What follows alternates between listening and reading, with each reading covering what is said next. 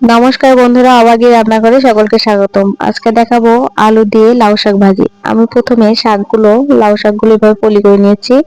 এখানে 3টা আলু দিয়েছি। আপনারা চাইলে কম বেশি করতে পারেন। এটা আমার অনেক পছন্দের একটি খাবার।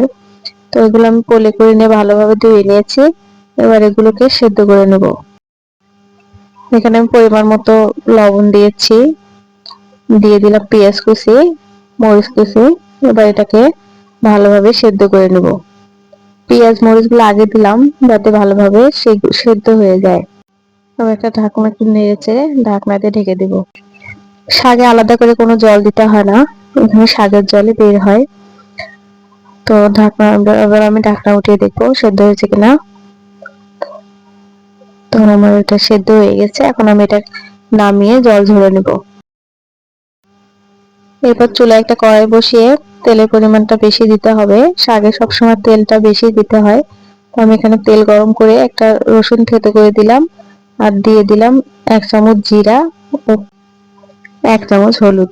এরপর শাকগুলো দিয়ে দিলাম। এটাকে ভালোভাবে নাড়তে হবে যাতে কোনো রকম রস না থাকে। একটু ভাজা ভাজা হয়ে গেলে এটাকে নামিয়ে নেব।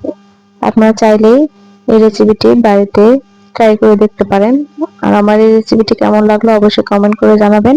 আর নতুন নতুন ভিডিও পেতে অবশ্যই আমার চ্যানেলটিকে সাবস্ক্রাইব দিয়ে পাশে থাকবেন। ধন্যবাদ।